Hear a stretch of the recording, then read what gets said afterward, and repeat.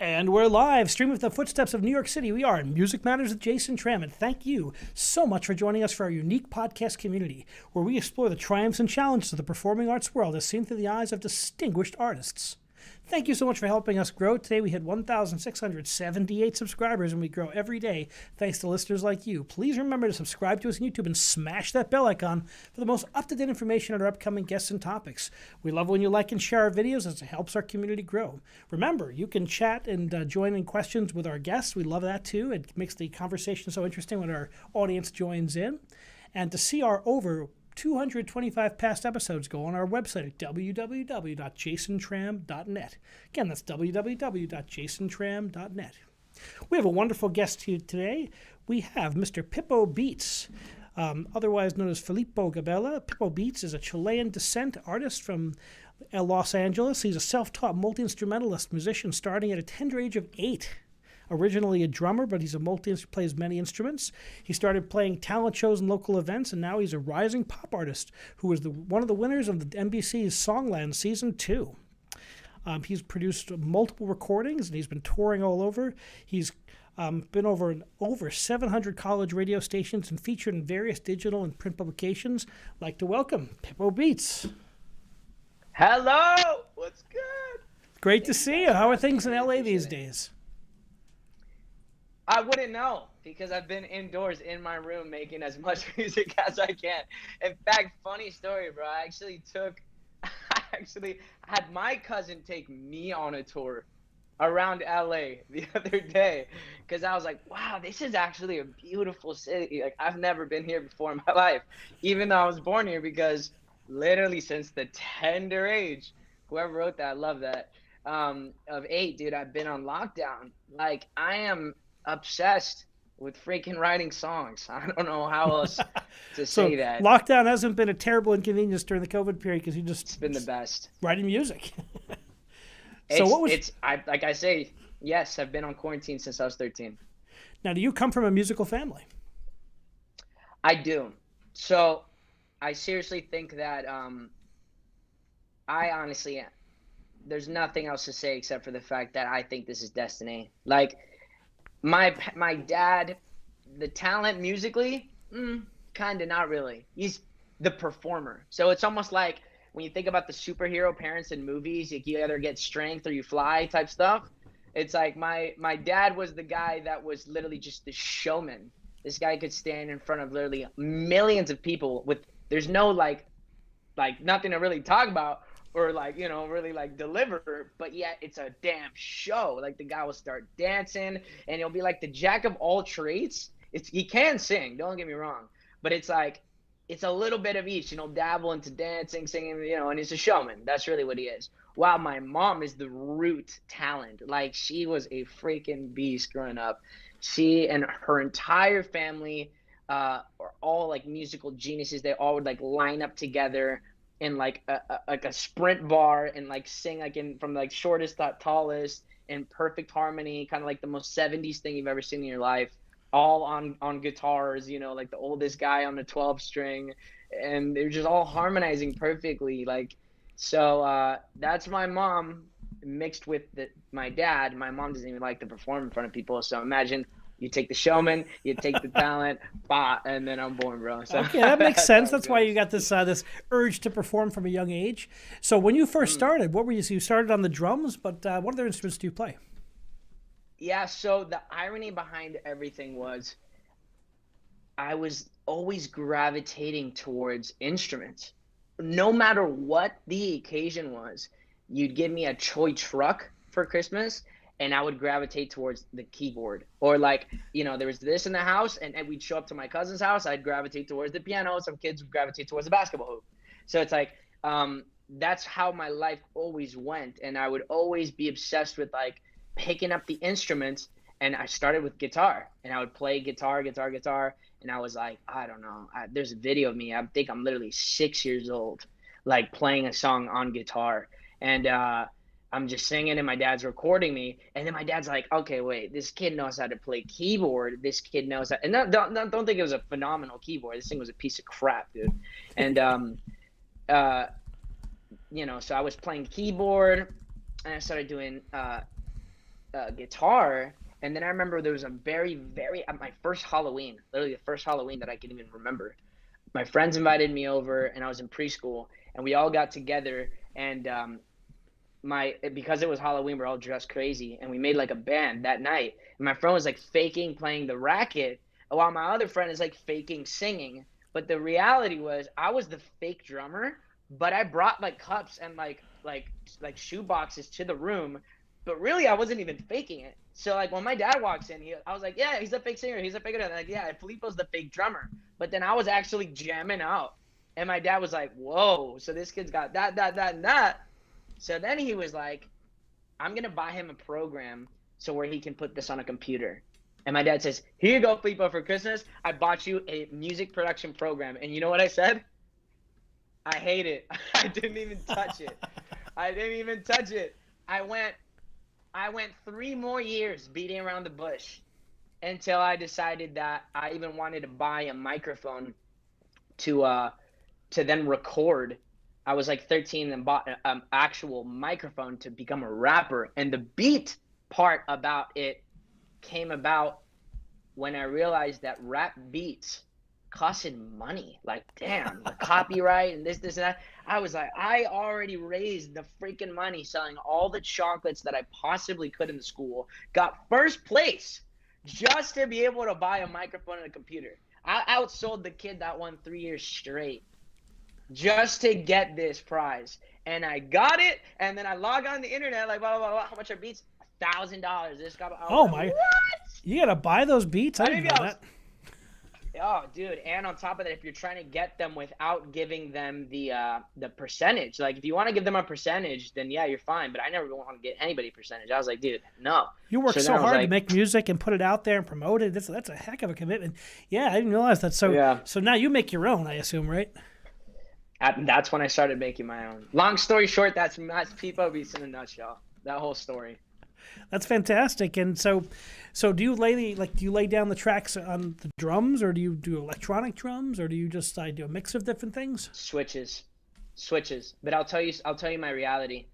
The more that I have grown into like this like wiser musician version of myself, the more that I've realized how much music is energy, and nothing matters unless I feel it or unless I feel good.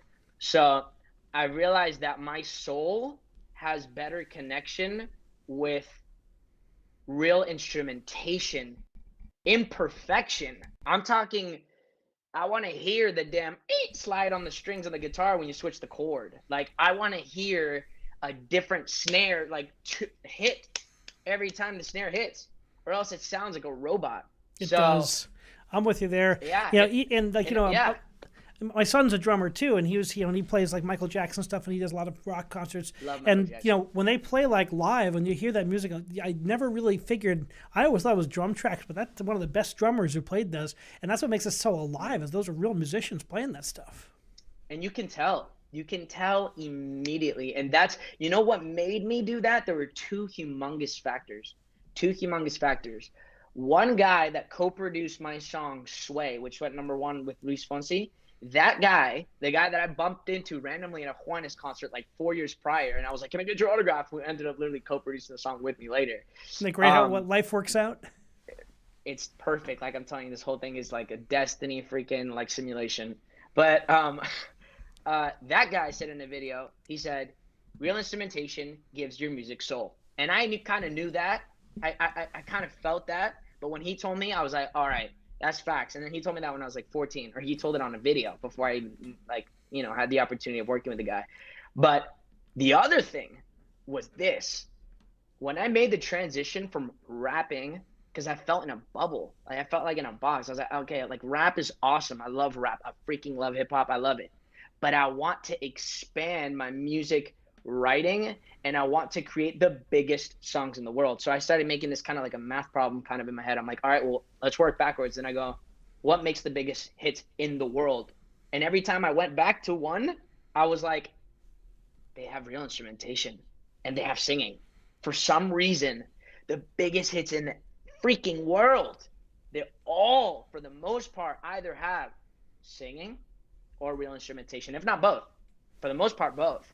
Good And point. so that's what made You me hear a lot create of that. rap these days. You hear a lot of, of course, the market's trying to capitalize. You'll hear a lot of like rap songs with vocal hooks by famous R&B singers. They love to combine them now to get both. But I think you're right. I think you're onto something. That and even the pop artists I've had on the show, they'll always perform often live with live musicians because it gives the live show a lot of energy. Yeah, you need it. You need it. And I'm noticing that like you don't even know that you need it because when it's not there, you'll realize that you miss it, and you'll realize a literal disconnection. Like I can put my life down on a scientifical analysis that if we were to bring people into a certain room or like bring another into another and we were to conduct a study and we're to create like a hit song that maybe people like and replace one with analog, completely fake instrumentation, completely fake, and then one with real instrumentation, tenfold that people will relate more with the real one. Because even though that snare to the consumer, if I were to be like, all right, yo, this one's a slight pitch bent down like 2 notes, they're not gonna know, but you feel it in your soul. Like you're used to it. Like this, none of these snaps are the same. That's the point. Slightly different, So and that's what makes music yeah, alive and in the moment. So, how old were you when you did your first concert in front of an audience? I was 14 years old. And what was Sorry, I that take it like? back. I take it back. My first show ever, I was performing on stage, like, but not as a musician, not as Peepo Beats. I've been on stage since I was literally like 6 in diapers. Like my dad bring me on stage. He used to be the showman. Like I'm telling you, he was the talent show host at my middle school. This cat created the entire stage. This guy created the entire stage to be this whole humongous thing when it wasn't. And so like created this whole entire show and transformed what was the stage of this whole talent show. And then he made our entire family a band. He was the freaking lead singer. Cool. So he had me on drums. He has the guitarist that I have, my best friend until the day of today. It was my guitarist till the day of today on guitar, and we just jamming out there as like babies. But my first show as a music artist, as Peepo Beats, I was 14. I'd say I 14 was years 14. old. And what was it like getting Yeah, up there in front of the audience and like getting the crowd going? What did that feel unbelievable. like to you? Was that like a? I always find that like it's the same. I'm a conductor, and when I get in front of an audience, I get to like make music, and my job is to make everyone. I can feel the excitement in the audience. I just love that energy. In fact, I'm gonna answer that question, but can I throw in like a small little thing about Sure. conducting? 2 seconds. I feel like for my birthday, um, like if somebody could give me a birthday present one day, if anybody's watching, if a fan wants to buy me this maybe one day before I buy it for myself, which may happen, but it wouldn't be cool because it wouldn't be as a cool of a surprise. I would like to hear like probably like an album, which would be insane. You'd be sitting there for like an hour, maybe like an hour and a half, but maybe like a song or something like that in full, like what would you call that? Like in full Full violin mode orchestra. or Yeah, full full like orchestra. all full orchestra. That would be the freaking coolest thing, man. No, not, But like for me, it's like getting in front of like a 60-piece orchestra. It's just exciting. You hear all that noise coming at you, all those different types of sounds. But you can do this so oh much of that man, in the studio now. I mean, there's just some incredible what you can do. I don't think it's the same at all. I don't think it's the same at all, brother. I don't think so. But what was the question, man? I forgot. It was So, what was it like getting in front of the crowd for the first time, feeling the energy? Is that what kind of grabbed you to performing? absolutely, absolutely. I mean, I was 14 and a half. I think might have been 15, and sophomore in high school, and I threw my first show, and I'm backstage. Me just thinking I'm gonna have a show. My name is Peepo Beast, blah blah blah. Like I'm here to like make music, and then me not realizing that literally I had a fire hazard happen because I had sold out the place completely, and I didn't even know the people that were there. It was just everybody from every school, and I was like, "What?" And I didn't realize how many people were there until like I'm just hearing people, and I'm backstage, and then all of a sudden the DJ, my buddy DJ Dada, that was on there prior to me like stepping on stage, was like, "All right, I want everybody to start going Peepo," and then you start hearing Peepo, Peepo, and I was like, oh my gosh, I don't even know if I can go out there anymore, bro. So I was like, whoa! I was freaking out. I was like, there's no way. And then I stepped on stage, and the second that I stepped on stage, I felt like this numbness. It was numb. I didn't feel phenomenal, and I did not feel nervous. I was just like trying to take in the concept that literally this entire place on a Friday night is completely packed, people standing on people's shoulders, yelling. I mean, like, while I'm standing there and I'm like on stage, literally taking all this in. And then, yeah, and then I started to perform, and I was like, there's no freaking way people get paid for this. I was like, I would pay every dollar in history to do this for a living. So it made no freaking sense to me. So then I was like, I'm doing this every single day of my life from here on out. Yeah, that's something that doesn't change. I'm in my mid to late 40s, and for me, it doesn't change. I'm 46. It doesn't change. I get to get in front of the audience. I got a bunch of concerts coming up in December. Get up there. Yeah, there's a lot of work that goes into every concert, but then that all fades away when you get in front of the audience and you actually get to make music. It's such a freaking rush. It never changes. And I think that's like different between my work and your work. It's like, I don't know, there's like a piece of me that makes me feel like there's a piece of me that may be like slightly like jealous of what you do. Because remember, like the real instrumentation side, I'm still going up there. You're still hearing, you know, like non-real instrumentation, when I'm doing these shows, you still got that piece about it. But I remember the first time that I actually had my first fully instrumental show, unlike you, which you're going up there, the whole damn thing is not pre-recorded. I mean, you're like, that gives me complete paralyzation and goosebumps. If I were to hear a piece of work that I make recreated by real human beings, that is insane. I had that first time happen to me when I was practicing my set for Songland, where they were like, all right, you're coming up with Sway, and they had the full band there. Full band. Isn't that exciting to feel all those musicians come in and they add their part to it, and it just gives it maybe a horns or the bass, and it just gives it a lot of power. And it just gives you more energy as a performer. My job is to take, as a conductor, my job is to take the energy of the piece of music, make everyone sit up straight, play their absolute best, and like bring that to, and there's that magic when it all comes together. So I imagine how you felt when you got in front of on TV doing the band. Tell us about how did you get that job, and what was it like to advance and to, get on national television? Must have been nervous. I'm nervous for you. Well, let me tell you this.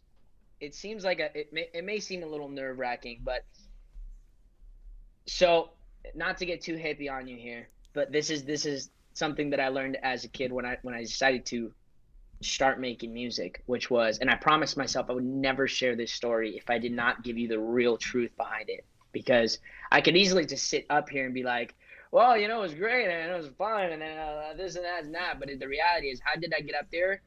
I got up there because I said I was going to get up there.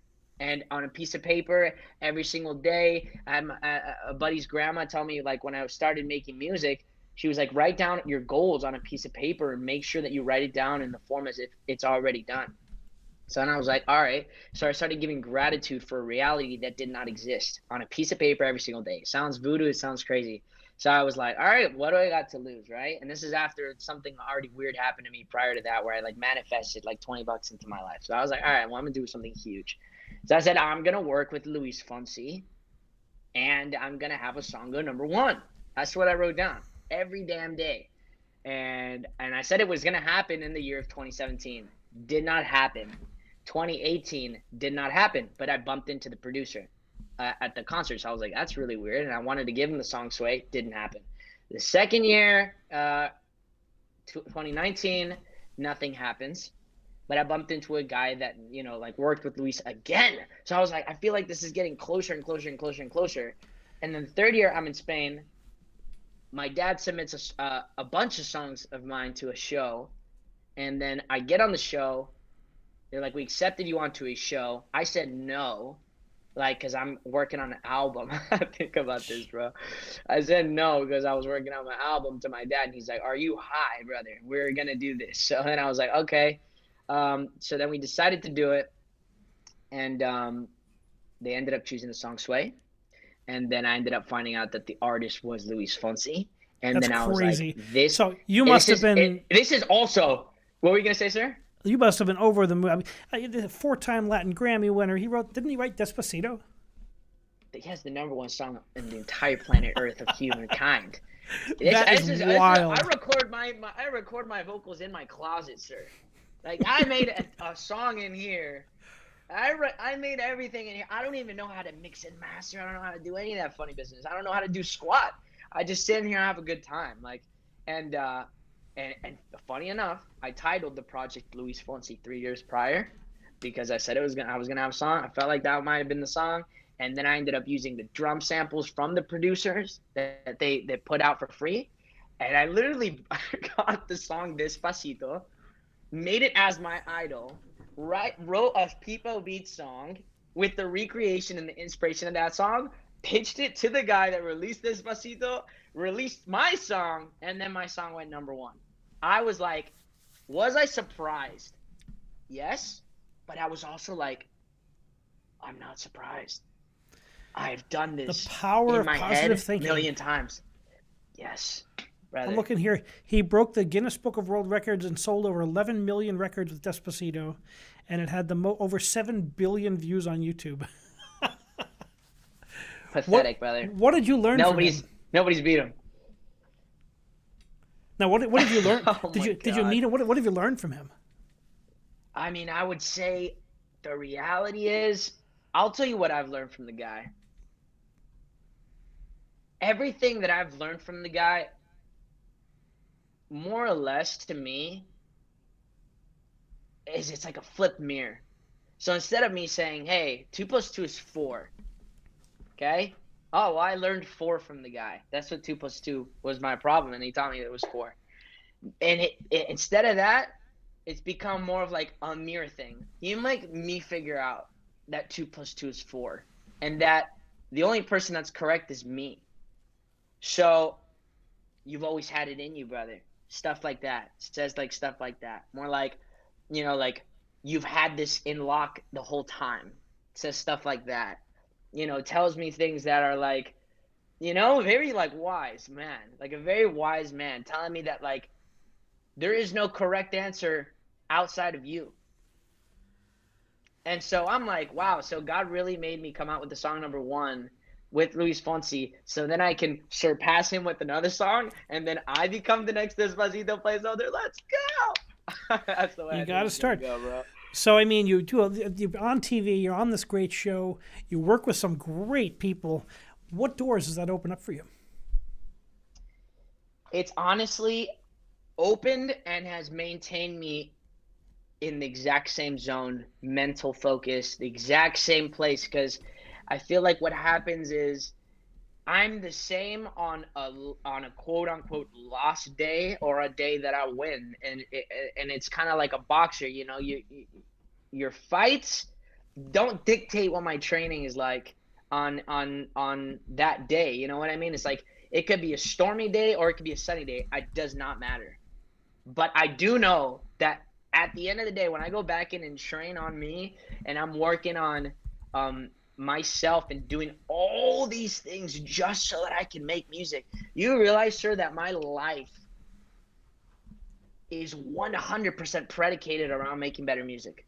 I have become a different human being just to write better music. I know what positive thinking is just because I looked up how to be more creative when I was 13.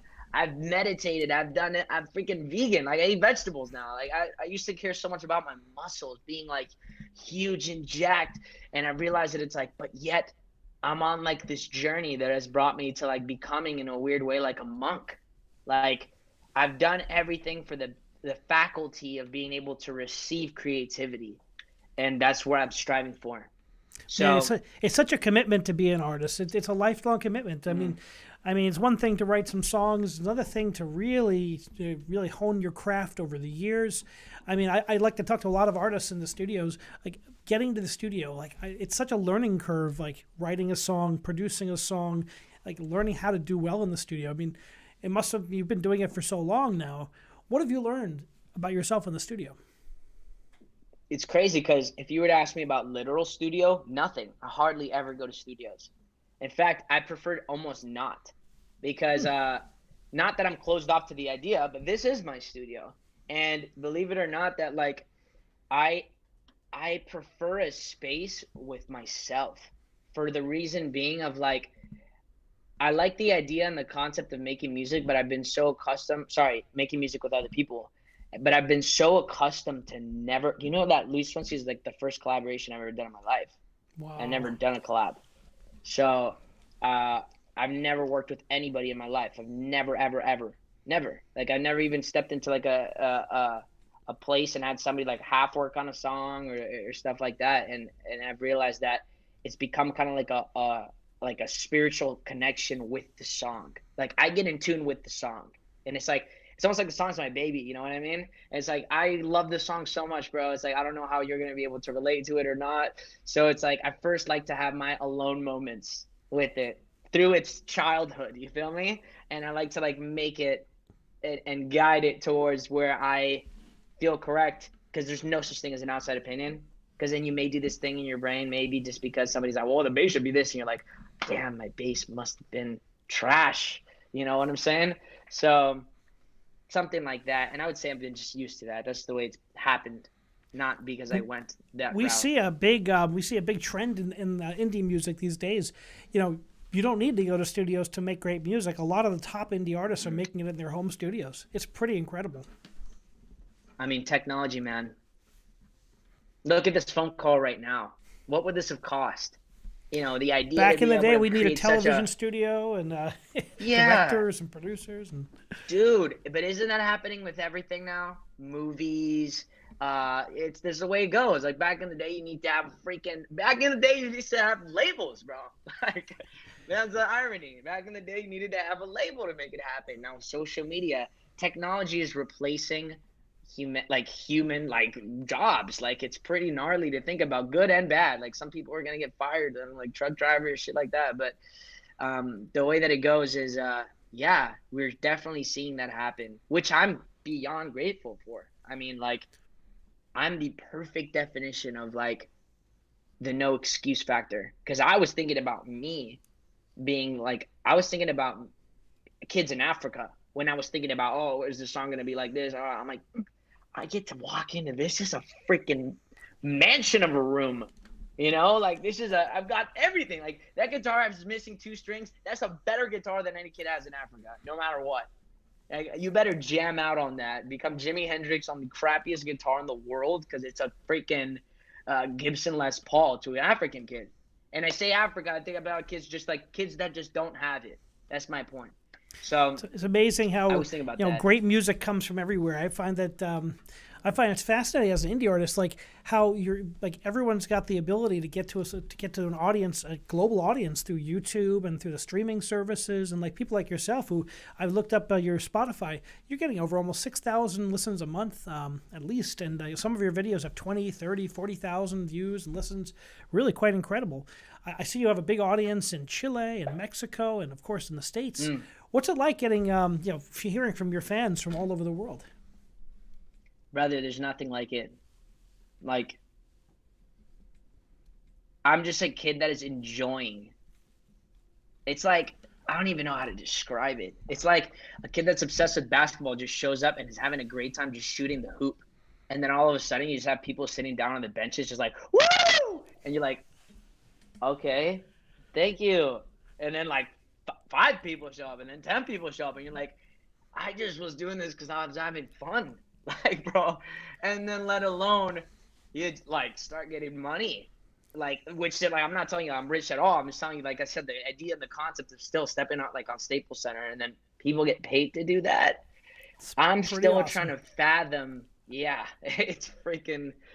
There's not like that's why when people are like, well, like, how'd you know that you wanted to make music? I'm like, dude, I don't want to do anything else. There's nothing on this. You couldn't pay me money to switch my career.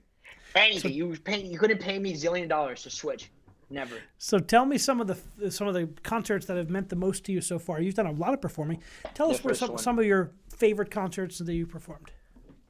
The first one.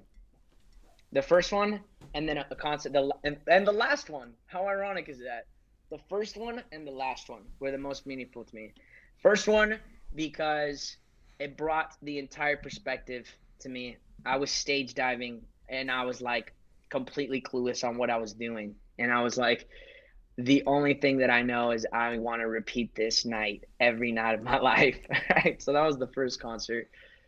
The last concert because I performed the song Sway before Songland, okay? In Mexico, and I was performing it about like a year around. I came out with it in 2017. I finished the song, never came out with it. 2018, I was like figuring out whether or not I was going to drop it, and then 2019, late 2019, the show asked me to send it to them, and then I couldn't release it because they're like, if you're on the show, then you're not gonna be able to release songs. So I was like, okay. But then early 2019, I was performing the song though. So there's a bunch of videos like online of like Peepo Beats performing Sway before it became Sway, like in Arizona or like, stuff like that. People send me a bunch of videos.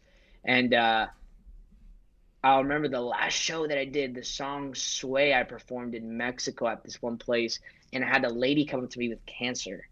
Okay. She was telling me that, and this hit my heart because my mother was diagnosed with breast cancer like right when she told me this, and she was like, I have had cancer for like 3 years, she said, like the worst cancer, and I haven't felt this energy ever, and I wanted to come up to you and thank you for what you did tonight.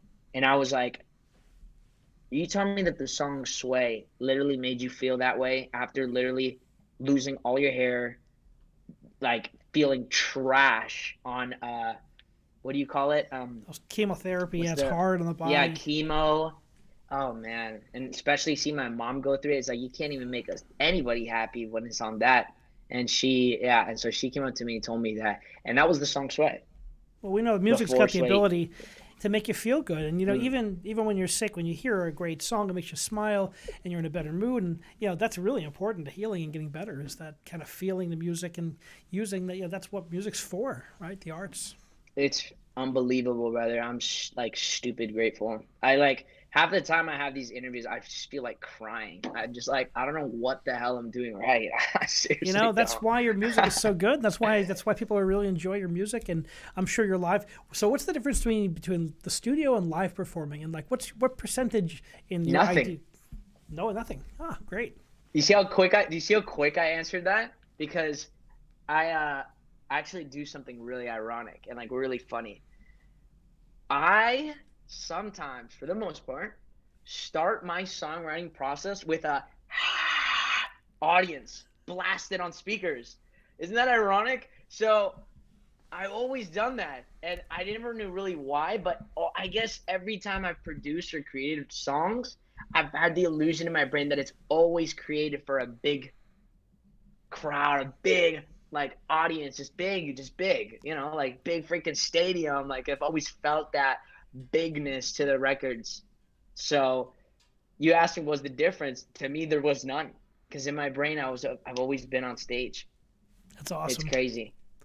Well, it gives you that energy. I mean, you're obviously a person of great energy. I've seen your performance on your videos on your YouTube channel, and I get it. I get what the energy. When you meet the person, it makes sense. You're like, oh, okay, I get it. There's great energy in you as a person, and your music just exudes that. We have a question from the audience. Thank you. Stefano from California asks, who are some of your influences? Oh, man. We were talking about Michael Jackson before. King of Pop. The irony, though, is that it starts off, it always started, and this is going to be a really, really weird answer, but my answer was Michael Jackson, because at first, when I was 13, 14, I was obsessed with the idea of not really for the music, even though I'm freaking obsessed with the music. It was the idea of like the show. And this guy was like a freak manipulator of like creating the best shows in the game. It was about, how can I literally stand on stage and blow your face off? Like it could literally have probably the worst music in the world.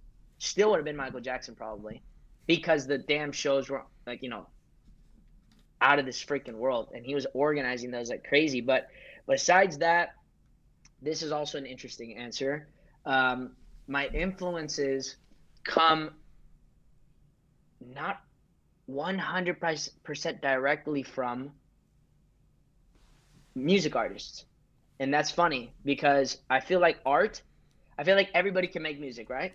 And that's crazy to say, but I seriously feel like everybody can make music. Everybody's born an artist. I believe that. I really do. And so my influences come more or less from the mindset of like certain people. Like I get more inspired by the idea of this doctor that lives in Panama that's like a raw vegan food doctor. This cat's literally just eating strawberries and berries and climbing coconuts, and like that inspires me because I'm the guy that then starts consuming food like that, and then I will start writing music that's very high energy based. So my inspiration comes more or less from the greats of life, which then translate into my art. Does that make sense? Absolutely. Yeah. I think all the arts can kind of cross-pollinate each other. I get a lot of inspiration from movies, Totally. and from directors who do film, and from books, and there's just such great artwork out there. And it all is the same. Art is all the same. It's just a different medium. Thank you. Yes, bro. Yes. In fact, you just said book, right? And that's the first time I'm ever going to say this on camera. I got inspired humongously through an album that I'm writing right now, through a book called The Alchemist. Oh, I love And I've never... Neruda, right? Pablo Neruda. Dude, I got a 2.9 in high school. I literally have never read a book in my life. And I will say that proudly because I decided that I never liked to read. I hated freaking reading, man. And they was like, wait, maybe you didn't have the right book. I was like, yeah. But here comes, life, right? And I'm working on myself as a human being, everything that I do, blah, blah, blah, blah, blah, this and that. Dude, I'm freaking becoming my character has shifted through my artist just to make better music. Until I get to a point where somebody gives me the book, The Alchemist, and they're like, read it. And I said, okay. Never read it. They're like, read it again. And I was like, oh, okay, never read it. I read the whole book in one night. Read the entire book, finished a book, right? It is really profound. Never read a book in his life. It is really profound. And it was exactly what I knew. It was like a mirror. So I was like, I am so scared. I can't believe that people just read that book and then go about their lives normally again. You can't. Your life changes after reading that. The power of great art. It grabs you, it changes you. Yep. Like, how did you feel after reading that book? I'm curious. Not to turn this into a freaking similar. book No club. matter how old you are, or it's the same thing. Maybe I read it 2 or 3 years ago. My girlfriend's like, check this out, and I sat down and finally went through it. And I know the author, and I kind of like some of the other works, but that one really stopped. And I still think about that person's journey, and it mirrors all of our journeys, no matter where we are in life. It's like we're all making that journey of self-discovery. We're always discovering. So, I think he gets it. He just gets it. That guy, no, I mean, dude, you look up, like, I was like, there's something wrong with you, brother. How the hell do you write a book like this? So when you look it up, this cat actually wrote this book in 2 weeks. And he said it felt like he was possessed. Like, this guy was possessed. He said it was like, do. And I was like, dude, that's just like a record. It just comes out. Or that's just like the movie. It just comes the freak out. As an artist, I'm sure you feel that same way when you're writing something really good and you know it's right. It's like it's the same when I'm working on certain things. You just know it's right. Sometimes you work at it and the muse doesn't always cooperate, but sometimes it just comes pouring out all at once. Yeah, that's what you call actually the difference between like being in, and that's all a state of mind. And sometimes it works, and you can say sometimes it works, sometimes it doesn't. But the truth is, it always works. You're just the one that decides whether or not to get upset over, like, oh, damn it, like, what's wrong with that, like, kick, bro? It's not hitting me, like, the way that I want it to go. This thing sucks. And then you'll create that in your head. But really, it's like anything you touch is gold. Like, because art, in my eyes, is like, scientifically, I don't think you can establish where ideas come from. And that's what makes me feel like they're divine. Like, it's a mystery. You can choose. Yeah. Right? It's gnarly. So that is one of the greatest things about humanity is the creative impulse and how it manifests and how it comes at the strangest times. So what do you have coming out next? What's next for you in your performances? When do you have another album coming out soon? Yes. Yeah.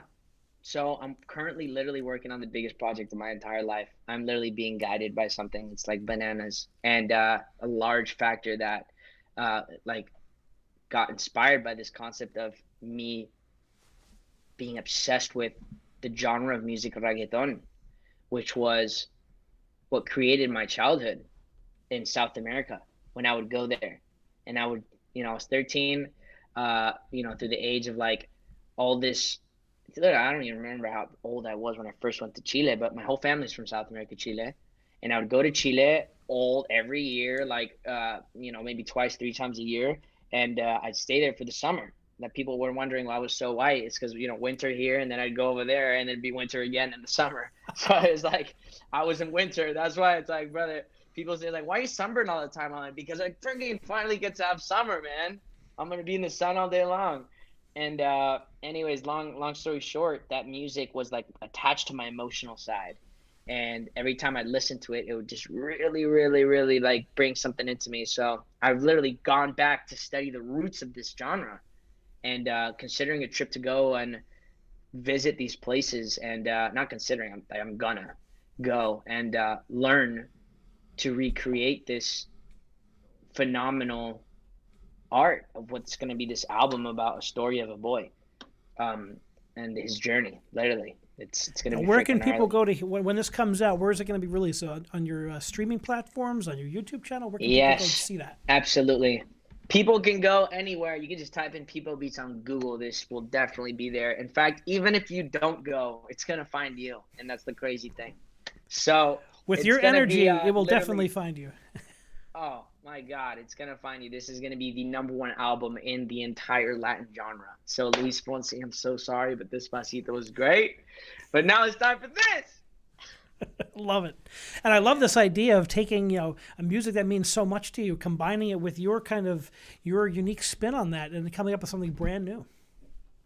Very exciting. I've always, I mean, brother, that's really what caused it to work. I mean, think about this. My entire life, I was always writing English, Spanish, English, Spanish, English, Spanish.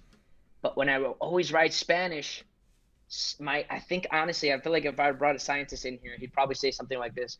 Well, Filippo, it's because your brain actually has the emotional side of it, and that emotional side of it triggers the Spanish language to that, because my mother would talk to me in Spanish. My family is Spanish in my brain. The emotional love is Spanish. That's why I'm addicted to Latinas. Like, that's why I feel like I'm going to marry a Latina girl. You know what I mean? I'm attracted to girls that speak Spanish. I feel like my emotional love side has to do with that. So when I hear reggaeton, Spanish music, Despacito is reggaeton. The roots of that, I'm like, where did this come from? Like, why does this do this? And I'm like establishing that and bringing it and giving its respect and paying homage to the freaking emotional side that got me here in the first place. And then Sway worked. So I was like, reggaeton it is, bro. Meant to be. Sway is reggaeton as well. Yeah. Well, I love that when you connect, connect to something that means a lot to you, and then you're going to make that into art that's uniquely your own. So I can't wait to hear what that's going to be. Where should people go to find out more about you? You can go on Instagram. My name is Peepo Beats, PIPOBEATS. Twitter's the exact same thing. YouTube is the same thing. Everywhere it's the same thing. So go check it out. I got a song that just dropped. It's called Tócalo. But yeah, this project is going to be freaking literally, dude, I don't even know what to say. It's going to be the biggest thing I've ever done. I know it's going to be great because you're obviously excited, and I can't wait to hear what it's going to be. And congratulations on all your success and continued success. And I hope that muse finds you and that keep on giving that great energy to people around the world. Absolutely. And thank you so much for having me, man. I really appreciate it. Plus, I think it's cool that you and your son are jamming out. I used to do that when my dad's my actual manager. So, we've got that on lock as well. It's great to have a team. It's great to work with people you trust and you love. And it just adds a lot. It makes it more interesting, too. Exactly, bro. Continued success, my friend. And I wish you all the best as this next album comes out. Thank you so much, brother. Thank you for joining us on Music Matters with Jason Tram. Please remember to subscribe to us on YouTube and smash that bell icon. Thank you so much for joining us tonight. And remember, keep music alive.